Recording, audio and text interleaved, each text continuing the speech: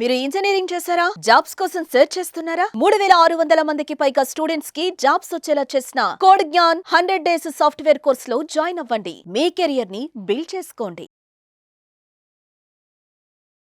నమస్కారం అలగారి రవీంద్రనాథ్ గారు. నమస్తే అండి సిరి గారు. సార్, బంగారం కొనాలి అంటే ఫస్ట్‌గా మనకు గుర్తొచ్చేది బంగారం ధర. బంగారం ధర ఈరోజు పెరుగుతుంది, రేపు తగ్గుతుంది. అసలు ఈ ధర అనేది ఎలా నిర్ణయిస్తారు? దీనికి సంబంధించిన వివరాలు ఏంటి సార్? ఈరోజు మనం వీడియో చేస్తున్న సమయానికి ఈరోజు గోల్డ్ రేట్ 24 క్యారెట్స్ బంగారం అయితే 96,526 రూపీస్ ఉంది. అదేవిధంగా ఆర్నమెంట్ గోల్డ్ అంటే 22 క్యారెట్స్ యొక్క గోల్డ్ చూసినట్లయితే 88,516 అయితే ఉన్నట్టుగా కనిపిస్తుంది. అంటే ఆల్మోస్ట్ 1 lakh రీచ్ అవుతుందని చాలామంది ఆలోచిస్తున్నారు. ఇక్కడ రెండు రకాల వ్యక్తులు ఉంటారు. ఒకటి, అయ్యో కొనుక్కోలేకపోతున్నామని బాధపడినటువంటి మధ్యతరగతి ప్రజానికి ఒకరైతే, ఇంకా రేటు పెరిగితే బాగా రిటర్న్స్ వస్తాయి కదా అనుకుంటున్నాను. అయితే ఈ రేట్ ఏదైతే ₹1,00,000 రీచ్ అవుతున్న రేట్ అయితే మాత్రం చాలామంది షాప్ వాళ్ళకు కూడా, అంటే వర్తకులకు కూడా, బిజినెస్ మెన్స్ కూడా కొంత ఇబ్బందిగానే ఉంది. ఎందుకంటే ఇంత రేటు పెరిగిపోతే కొనే వాళ్ళ యొక్క సంఖ్య తగ్గిపోతారని చాలా వరకు కూడా నేను కొంతమంది షాప్ వాళ్ళతో మాట్లాడిన వాళ్ళు కూడా చెప్పినమాట. ఇంత రేటు పెరిగిపోతే మాకు ఉన్నటువంటి టర్న్ ఓవర్, మా సేల్స్ పార్ట్ తగ్గిపోతుంది సార్. ఒకప్పుడు మాకు డైలీ ఒక 1 కిలో సేల్ చేసేవాళ్ళం, ఈరోజు మాకు దాని వాల్యూ పడిపోతుంది.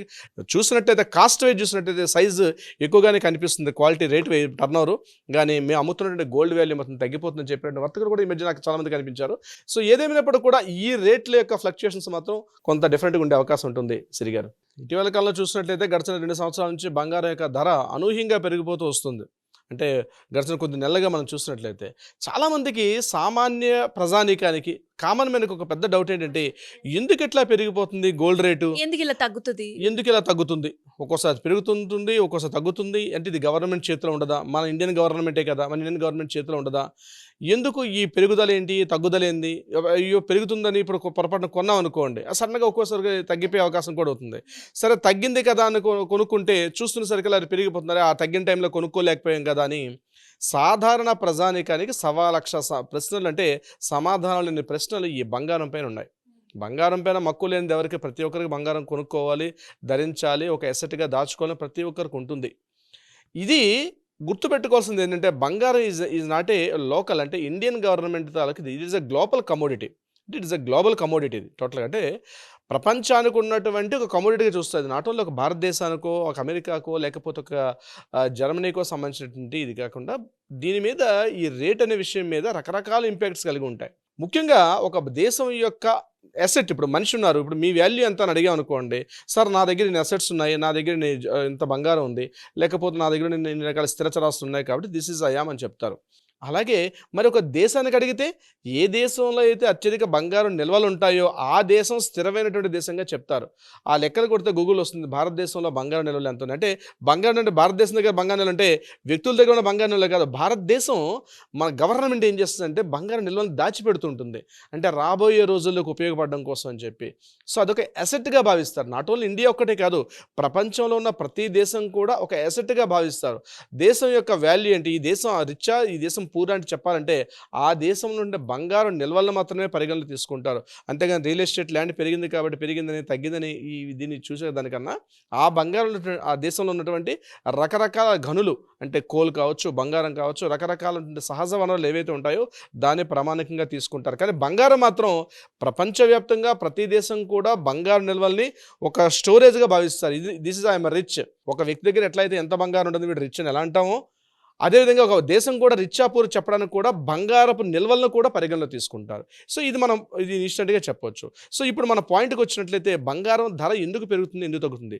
ఇప్పుడే నేను మీకు చెప్పాను, ఈ బంగారం అనేది గ్లోబల్ కమోడిటీ. అంటే ప్రపంచవ్యాప్తంగా ఉన్నటువంటి పరిస్థితులకు అనుగుణంగా ఇక్కడ ప్రతి చోట ఉన్నటువంటి బంగారం యొక్క రేట్స్లో మారిపోతుంటుంది.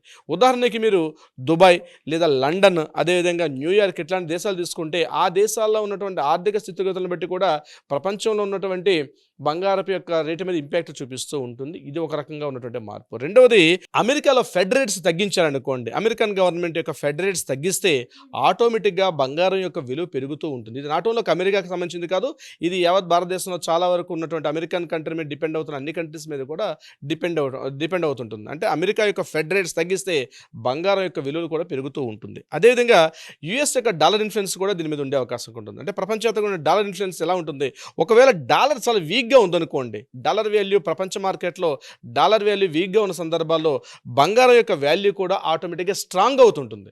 డాలర్ వాల్యూ వీక్ అయితే బంగారం యొక్క వాల్యూ పెరుగుతుంది. అదేవిధంగా డాలర్ వాల్యూ కానీ స్ట్రాంగ్ అవుతుంది అనుకోండి, ఆటోమేటిక్గా బంగారం యొక్క వాల్యూ తగ్గుతూ ఉంటుంది. ఇది డిఫరెన్స్ రేట్గా ఉండే అవకాశం ఉంటుంది. అంటే అమెరికన్ గవర్నమెంట్ యొక్క ఫలితాలను బట్టి కూడా దేశవ్యాప్తంగా ఉన్నటువంటి అన్నింటిని కూడా ఇంపాక్ట్ చేస్తూ ఉంటుంది. ఎగ్జాంపుల్ మీకు చెప్తాను చూడండి, రీసెంట్గా మనకి ట్రంప్ వచ్చిన తర్వాత గోల్డ్ యొక్క రేటు రిపీట్గా పెరిగింది. నేను ఒక వీడియో కూడా చేస్తాను. ఎందుకు గోల్డ్కి దీనికి సంబంధం ఏంటంటే, అతను ఏం చేశాడు, డాలర్ యొక్క వాల్యూని ఏం చేస్తాడంటే బలోపేతం కోసం ట్రై చేస్తున్నాడు కాబట్టి ఆటోమేటిక్గా ఇక్కడ గోల్డ్ యొక్క వాల్యూస్ కూడా పెరుగుతూ వస్తుంది ఇక్కడ ప్రపంచవ్యాప్తంగా. ఇక ఇంకొకటి ఏంటంటే ఎకనామిక్ కండిషన్స్, ప్రపంచవ్యాప్తంగా ఉన్నటువంటి ఆర్థిక స్థితిగతులు ఎలా ఉన్నాయి. ఆర్థికంగా ప్రపంచవ్యాప్తంగా చాలా దేశాలు, ముఖ్యంగా యూరోపియన్ కంట్రీస్ కావచ్చు, అమెరికన్ కంట్రీస్ కావచ్చు, ఎప్పుడైతే ఈ కంట్రీస్ స్ట్రాంగ్గా ఉంటుందో ఆటోమేటిక్గా గోల్డ్ కూడా బలంగా ఉంటుంది, గోల్డ్ వాల్యూ కూడా పెరుగుతూ ఉంటుంది. గోల్డ్ ఒకవేళ ఆ ప్రపంచ కండిషన్స్ యొక్క వాల్యూస్ కానీ కాస్త సంక్లిష్టంగా ఉండి ప్రపంచంగా ఉండి యూరోపియన్ కంట్రీస్లో కానీ ఇబ్బందులు గురైన సందర్భాల్లో గోల్డ్ రేటు పెరిగిపోతుంటుంది వీక్ ఏదైనా కానీ. ఎగ్జాంపుల్ దీనికి మనకి కరోనా టైంలో ప్రపంచం అంతా కూడా కాస్త మాంద్యంతో అల్లకల్లోలం అవుతున్న సందర్భాల్లో గోల్డ్ రేట్ ఒకేసారి పెరిగింది. కాస్త మనం అప్పుడు ఒక రేట్స్ మనం చూసుకుంటే ఆ గోల్డ్ యొక్క రేట్స్ కరోనా టైంలో ఒకేసారి అమాంతంగా పెరిగింది. చాలా మంది డౌట్, అదేంది ఎవరో కొనేవారు లేరు కదా, గోల్డ్ ఎందుకు, డిమాండ్ సప్లై అనేటువంటి పాలసీ గోల్డ్ విషయంలో మాత్రం కొద్ది తేడా ఉంటుంది. ప్రతి ఐటెం కూడా ఒక వస్తువు డిమాండ్ పెరుగుతూ ఉంటే కాస్ట్ అనేది తేడా వస్తుంది. డిమాండ్ అండ్ సప్లై ఆధారంగా సప్లై తగ్గింది అనుకోండి, ఆ వస్తువు యొక్క డిమాండ్ పెరిగిపోతుంటుంది. అదేవిధంగా ఇక్కడ మాత్రం ఏంది, ప్రపంచ మార్కెట్లో కరోనా అన్న స్థితి వచ్చినప్పుడు గోల్డ్ యొక్క రేటు కూడా పెరిగింది. సో అది కూడా మనం చెప్పుకోవచ్చు. ఎకనామిక్ కండిషన్స్ బాగుంటే గోల్డ్ రేటు కూడా తగ్గే అవకాశం ఉంటుంది, స్థిరంగా ఉండే అవకాశం కూడా ఉంటుంది. అంటే ఇంకా ఇది కాకుండా ఇంపోర్ట్ డ్యూటీ ట్యాక్స్ అంటారు. భారతదేశానికి వచ్చినట్లయితే చాలా వరకు ఇండియాలో ఉన్నటువంటి గోల్డ్ ఏదైతే ఉందో ఇందులో చాలా పెద్ద మొత్తంలో గవర్నమెంట్ ఇంపోర్ట్ చేసుకుంటుంది. అంటే భారతదేశంలో ఉన్నటువంటి బంగారం నిల్వలు కాకుండా ప్రపంచంలో ఉన్నటువంటి పెద్ద పెద్ద సౌత్ ఆఫ్రికా కావచ్చు, మిగిలిన దేశాల నుంచి భారతదేశం, జర్మనీ ఇట్లాంటి దేశాల నుంచి భారతదేశం ఇంపోర్ట్ చేసుకొస్తుంది. ఎప్పుడైతే ఇంపోర్ట్ చేస్తారో, ఇంపోర్ట్ ట్యాక్సెస్ ఎప్పుడైతే పెరుగుతాయో ఆటోమేటిక్గా గోల్డ్ యొక్క రేటు కూడా పెరుగుతూ ఉంటుంది. ఇంపోర్ట్ రేట్స్ ఎగ్జామ్స్ ఉంటే లాస్ట్ టైం మనం ఒక 2 years బ్యాక్ 10% నుంచి 12.5%కి ఎప్పుడైతే ఇంపోర్ట్ ట్యాక్స్ పెంచారో ఆటోమేటిక్గా గోల్డ్ కూడా స్ట్రాంగ్ అయిపోయింది. సో ఇది యాక్చువల్గా మనకి బయట కనిపించినటువంటి ఒక సినారియో. అంటే ప్రపంచ మార్కెట్లకు అనుగుణంగా భారతదేశంలో ఉన్నటువంటి ఇండియాలో ఉన్నటువంటి మార్కెట్లు కూడా, అంటే ఇది స్మాల్ కండిషన్ చూస్తే కనబడదు కానీ మనం ఒక స్థూలంగా ఒక మ్యాక్రో లెవెల్లో చూసేటప్పుడు మాత్రం ఈ డిఫరెన్స్ అన్నీ కూడా కనిపిస్తుంది. ఇది జనరల్గా మనం చెప్పుకున్నది. ఇది కాకుండా అకేషన్స్, ఇంకా మన ఇండియాలో ఉండే ప్రత్యేక పరిస్థితి వచ్చినప్పటికీ ఇండియాలో అకేషన్స్ పెళ్ళిళ్ళు కానీ, లేకపోతే అదే మ్యారేజెస్ కానీ, లేకపోతే ఫంక్షన్స్ ఇట్లాంటివి ఉన్నటువంటి సీజన్లో తెలియకుండానే కొంత గోల్డ్ రేటు కూడా పెరిగే అవకాశం. ఎందుకంటే బాగా డిమాండ్ ఎక్కువ ఉంటుంది కాబట్టి రేటు కూడా పెంచుతారు దానివల్ల. అంటే ఆ యొక్క షాపుల వల్ల దీని ఆఫర్లు పెట్టండి, నేను ఆఫర్ల విషయంలో టచ్ చేయట్లేదు.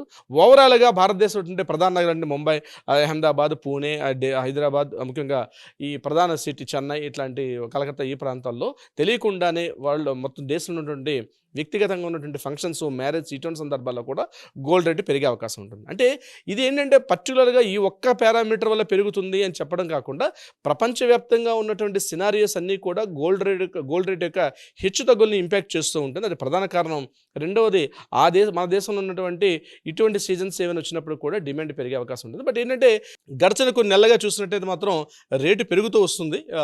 సిరి గారు సార్, అంటే ఇది సరైన సమయమేనా ఎవరైనా కూడా గోల్డ్ కొనుక్కోవాలి అంటే? ఇది సరైన సమయమా కాదా కామన్ మనకి తొలిచే ప్రశ్న ఇది.